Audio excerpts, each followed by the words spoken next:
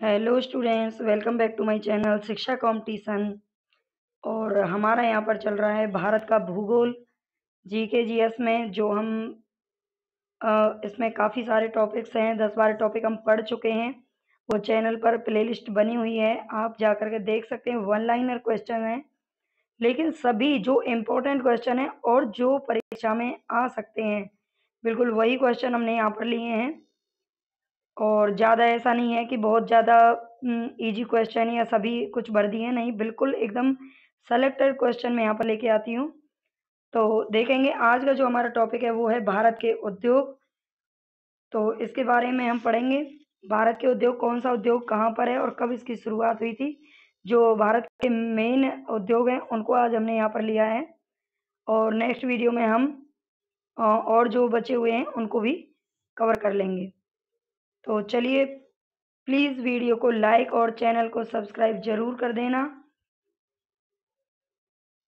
और चलें हम यहाँ पर वीडियो को आज स्टार्ट करते हैं। तो सबसे फर्स्ट क्वेश्चन जो हमारे यहाँ पर है वो है कि देश में पहला लौह इस्पात कारखाना कब स्थापित किया गया था। तो ये स्वतंत्रता से पहले ही स्थापित हुआ था। 1874 ईस्वी में बंगाल आयरन वर्क्स के रूप में स्थापित किया गया था। तो अंग्रेजों के द्वारा उस टाइम पर ये किया गया था, जो ज़्यादा दिन तक नहीं चला, असफल रहा था ये। तो सबसे पहले आप ध्यान रखेंगे, लौह इस्पात कारखाना 1874 में बंगाल आयरन वर्क्स के रूप में स्थापित किया गया था, और ये पश्चिम बंगाल में ही किया गया था। और देश में सबसे पहले अगर हम बात करें, ये तो असफल रहा, लेकिन जो सफल रहा वो कौन सा कारखाना लगा था, लौह इस्पात का। तो ये है देश में सबसे पहले बड़े पैमाने का जो कारखाना है, ये 1907 ईस्वी में तत्कालीन बिहार राज्य में स्वर्ण रेखा नदी की घाटी में साक्षी नामक स्थान पर जमशेदजी टाटा द्वारा स्थापित किया गया था। तो देश में सबसे पहले जो बड़े पैमाने का कारखाना था ये 1907 में लगाया गया था। कहाँ पर? बिहार में।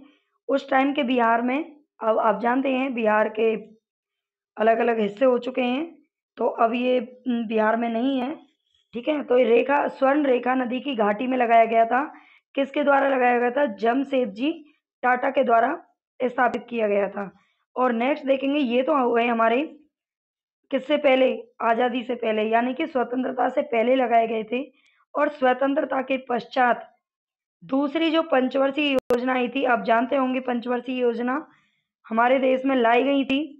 और कब से लाई गई थी इनके बारे में भी थोड़ा सा मैं आपको बता देती हूँ। 1951 से 1951 में प्रथम पंचवर्षीय योजना लागू की गई थी, जो 5 वर्ष तक रही। उसके बाद 1956 से 61 तक द्वितीय पंचवर्षीय योजना लाई गई, जिसमें उद्योगों पर काफ़ी ध्यान दिया गया था। तो ये उस टाइम पर लौह इस्पात के कारखाने लगे थे। वो कौन-कौन से हम यहाँ पर देखेंगे। तो भिलाई इस्पात संयंत्र 1955 में लगाया गया। 1955 में लगाया गया, किसकी सहायता से? ये द्वितीय पंचवर्षीय योजना के तहत ही लगाया गया था। भले ही इसकी स्थापना, लेकिन इसका जो कार्य, जो इसमें उत्पादन शुरू हुआ था, वो 1956 के बाद ही हुआ था। तो भिलाई इस्पात संयंत्र 1955-56 में लगाया गया, और ये सोवियत संघ की सहायता से लगाया गया। ये भी काफ़ी इम्पोर्टेंट है कि किस देश की सहायता से कौन सा कारखाना स्थापित किया गया है, क्योंकि बाहर के जो देश थे उस टाइम हमारे पास तो इतना बजट नहीं था कि कोई कारखाना लगा सकें, क्योंकि देश पहले गुलाम था, और बाद में जब आज़ाद हुआ था तो एक साथ इतनी तरक्की यहाँ पर नहीं थी, इतना विकसित नहीं था देश। तो धीरे-धीरे और देशों ने मदद की थी काफ़ी कारखाने लगाने में, और यहाँ को, देश को आगे बढ़ाने के लिए। तो ये भी बहुत इम्पोर्टेंट रखते हैं, और ये पूछे जाते हैं क्वेश्चन कि किस देश की सहायता से कौन-सा कारखाना लगाया गया। तो ये सोवियत संघ यानी कि रूस की सहायता से भिलाई इस्पात संयंत्र लगाया गया। हिंदुस्तान स्टील लिमिटेड राउरकेला, ये ध्यान रखना है, ये हिंदुस्तान स्टील लिमिटेड दुर्गापुर के नाम से है, और ये राउरकेला के नाम से है, जो कि 1959 में लगाया गया था। कहाँ पर? पश्चिमी जर्मनी की सहायता से। ये भी आप ध्यान रखेंगे, पश्चिमी जर्मनी की सहायता से लगाया गया।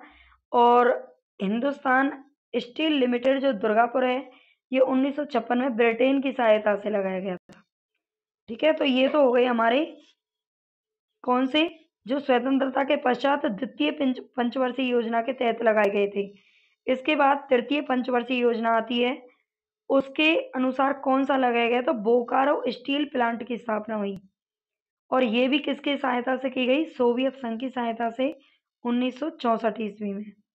ठीक है, तो ये आप याद रखेंगे कौन सा किसकी सहायता से लगाया गया और कब लगाया गया।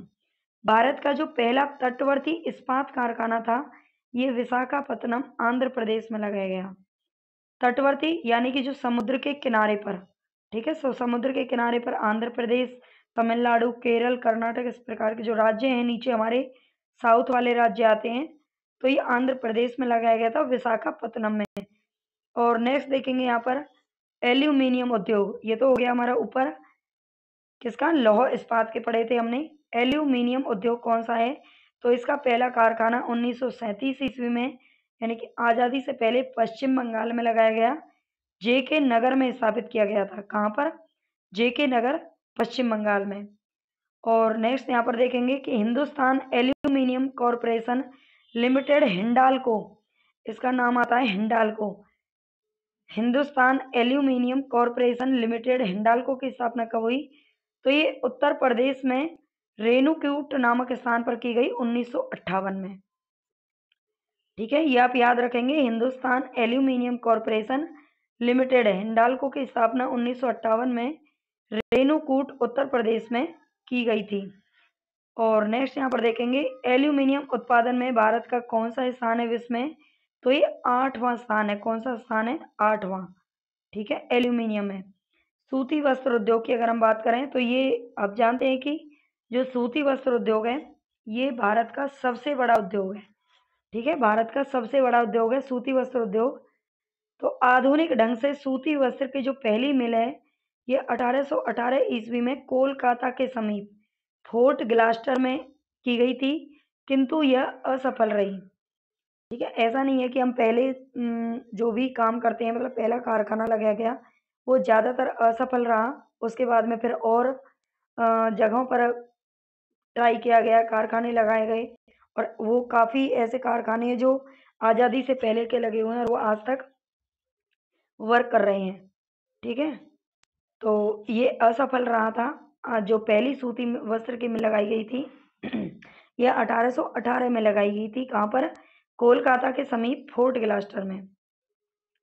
और नेक्स्ट देखेंगे सबसे पहला जो सफल आधुनिक सूती कपड़ा कारखाना था, ये 1854 में कहाँ पर खोला गया, मुंबई में खोला गया। ठीक है, मुंबई में खोला गया। तो और मुंबई को ही भारत के सूती वस्त्रों की राजधानी के उपनाम से भी जाना जाता है। ये भी आप ध्यान रखेंगे, सूती वस्त्रों की राजधानी किस शहर को कहा जाता है, तो मुंबई को कहा जाता है। और मुंबई में ही पहला सफल सूती कपड़ा कारखाना 1854 में खोला गया था। तो ये पॉइंट आप अच्छे से याद रखेंगे। कानपुर को उत्तर भारत का मैनचेस्टर कहा जाता है। उत्तर प्रदेश में जो कानपुर है, उसे उत्तर भारत का मैनचेस्टर कहा जाता है। और कोयम्बटूर को दक्षिण भारत का मैनचेस्टर कहा जाता है। ठीक है, ये आप याद रखेंगे, कोयम्बटूर को दक्षिण भारत का मैनचेस्टर और कानपुर को उत्तर भारत का मैनचेस्टर कहा जाता है। मैनचेस्टर यानी कि सूती वस्त्रों का सबसे ज्यादा जो वर्क है वो यहीं पर होता है। और भारतीय अर्थव्यवस्था में कपड़ा उद्योग का स्थान कृषि के बाद दूसरा है, ये भी आप ध्यान रखेंगे। अगर उद्योग के मामले में देखें तो सूती वस्त्र का जो उद्योग है वो सबसे बड़ा है भारत का, लेकिन कृषि के बाद अर्थव्यवस्था में इसका स्थान है दूसरे नंबर पे आता है।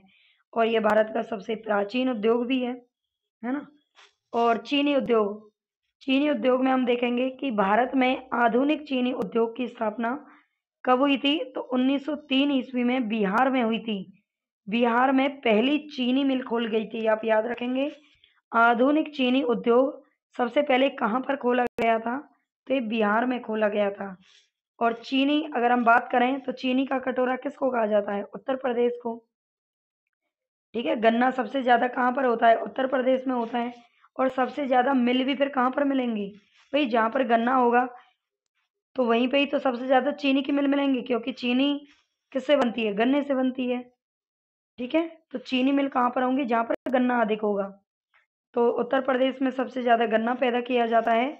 उसके बाद में बिहार, महाराष्ट्र, पश्चिम बंगाल, पंजाब, हरियाणा, तमिलनाडु, आंध्र प्रदेश और राजस्थान, इनका नंबर आता है। यहाँ पर भी चीनी मिल लगी हुई हैं। ठीक है, तो ये आप ध्यान रखेंगे चीनी मिल का भी। सीमेंट उद्योग, ये देखेंगे जो सीमेंट उद्योग है, ये विश्व का सबसे पहले जो आधुनिक रूप से सीमेंट का निर्माण होना है, वो 1824 ईस्वी में ब्रिटेन के पोर्टलैंड नामक स्थान पर किया गया था। ठीक है, सबसे पहले सीमेंट का निर्माण कहाँ पर किया गया था? तो ये 1824 ईस्वी में ब्रिटेन के पोर्टलैंड नामक स्थान पर। तो ये आप ध्यान रखेंगे, विश्व का है। बाकी अगर हम भारत की बात करें तो भारत में सीमेंट बनाने का पहला कारखाना कहाँ लगाया गया था? 1904 ईस्वी में मद्रास में, मद्रास तमिलनाडु में। ठीक है, ये आप ध्यान रखेंगे, सबसे पहले तमिलनाडु मद्रास में लगाया गया था 1904 में, जो कि क्या रहा? असफल रहा, वो उसको सफलता नहीं मिली। फिर उसके बाद सफल कारखाना कहाँ पर लगाया गया? तो ये मद्रास के बाद 1912-13 में इंडियन सीमेंट कंपनी लिमिटेड, ये ध्यान रखेंगे, इंडियन सीमेंट कंपनी लिमिटेड द्वारा गुजरात के पोरबंदर नामक स्थान पर लगाया गया।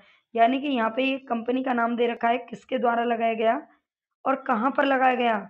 गुजरात के पोरबंदर नामक स्थान पर। पोरबंदर आप ध्यान रखेंगे, ये महात्मा गांधी जी का जन्म स्थान है पोरबंदर, है ना। तो पोरबंदर में महात्मा गांधी जी का जन्म हुआ था और वहीं पर सीमेंट सबसे पहले बनाया गया था। तो चलिए, और नेक्स्ट, आजकल जो सबसे ज़्यादा कहते हैं बिकता है या फिर सबसे ज़्यादा उसके देखने को मिलता है, बड़े पक्का एकदम सीमेंट है वो है एसीसी, मतलब ऐसा बोला जाता है ऐड में। तो associate cement company limited, ACC की स्थापना कब हुई थी? देखो कब से चल रहा है, काफ़ी पुराना है। एसीसी सीमेंट काफ़ी पुराना है, 1936 ईस्वी में इसकी स्थापना की गई थी। तो ये भी आप ध्यान रखेंगे। और नेक्स्ट यहाँ पर देखेंगे कि कागज़ का पहला जो सफल कारखाना है 1879 ईस्वी में लखनऊ में लगाया गया था। लखनऊ यूपी यानी कि उत्तर प्रदेश में लगाया गया था कागज़ का। ठीक है, और मध्य प्रदेश, इसके बाद में मध्य प्रदेश के नेपा नगर में अखबारी कागज़ बनता है। यानी कि ये बताया गया है कि सरकारी कारखाने अखबारी कागज़ कहाँ पर बनता है? मध्य प्रदेश के नेपा नगर में। और होशंगाबाद, ये भी मध्य प्रदेश में ही है, इसमें नोट छापने के कागज़ बनाने का सरकारी का कारखाना है।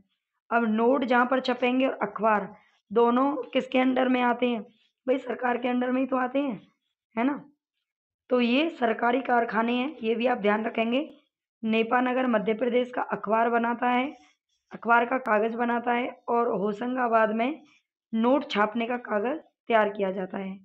कागज़ के अगर प्रमुख उत्पादक राज्यों की हम बात करें तो ये है वेस्ट बंगाल, आंध्र प्रदेश, तेलंगाना, उत्तर प्रदेश, झारखंड, बिहार, मध्य प्रदेश, तमिलनाडु, महाराष्ट्र और गुजरात। इनमें भी कागज़ के कारखाने लगाए गए हैं। ठीक है, तो ये आप याद रखेंगे। तो चलिए वीडियो को हम यहाँ पर समाप्त करते हैं। आई थिंक ये आपके लिए बहुत ही हेल्पफुल रहेगी। और प्लीज़ चैनल को सब्सक्राइब कीजिए, लाइक कीजिए, सपोर्ट कीजिए और कमेंट कीजिए, बताइए आप कि आपके लिए इम्पोर्टेंट है या नहीं है। धन्यवाद।